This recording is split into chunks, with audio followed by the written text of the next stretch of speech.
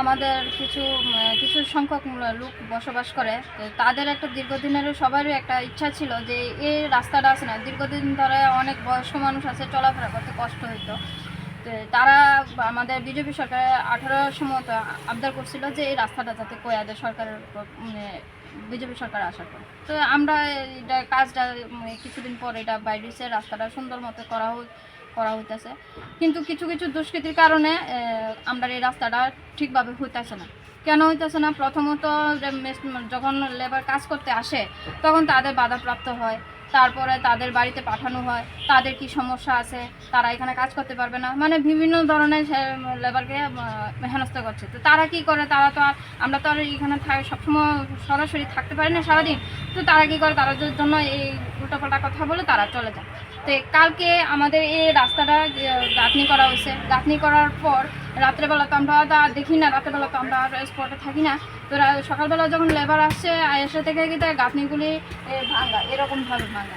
তো লেবারকে দেখে বলছে যে আমরা এইভাবে কীভাবে কাজ করব। কিছুদিন আগে আমাদের তাড়িয়ে দেওয়া হয়েছে যে আমরা এখানে কাজ করতে পারবো না।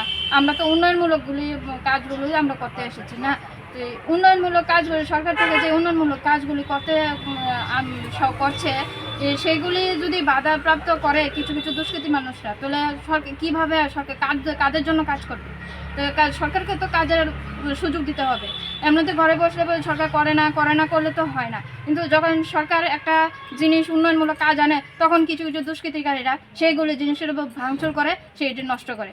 এটি আমি না পারে আমরা সবাই থানার মধ্যে এফআইআর করেছি যে এইসব কিছু কিছু দুষ্কৃতিকারীরা উন্নয়ন কাজে বাধা দিচ্ছে। তো আমি এতটুকু চাইবো যে যেই কাজগুলি করছে, উন্নয়ন কাজে নষ্ট করছে, তাকে যেন উপযুক্ত শাস্তি দেওয়া হয়, এটাই আমার আবেদন।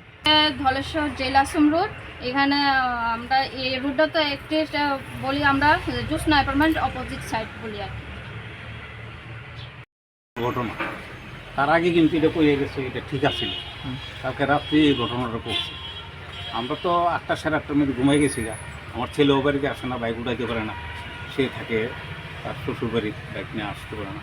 তা সকালবেলা ওইটা দেখি এই অবস্থা রাস্তা। এটা তো করছে সত্যি তো আমি করি, এটা করছে সত্যি তো আমি করি, এটা করে নির্ঘাত, এটা কোনো ইয়ে নাই। নাহলে এরকমভাবে ভাঙতে পারে না। একটা লোক গেলে এই সাইডের একটা মাত্র ভাঙা আছে, একটা একটা একটু ভাঙা আছিল, কিন্তু এরকম ভাঙা কোনো সময় আসছিল না। এটা কালকে রাত্রিবেলা এই ঘটনাটা করছে। কারণ স্বীকৃতভাবে তাইলে হইব, আনাইলে মধুতে এ করছে, আনাইলে অন্য কেউ করতে পারে না। এটা না করোনার লেগে চক্রান্ত চলতেছে না, করোনার লেগে সবাই রাজি। এটা তারার লগে আমার একটা ডিসপুট আছে। তারা, আমার তো জায়গা কম, তারা আগেও আমার একটা লিখিত দিছিল। এটা তারা, আমরা তো একটা 2টা 3টা 4টা 5টা 6টা 7টা 8টা ফোন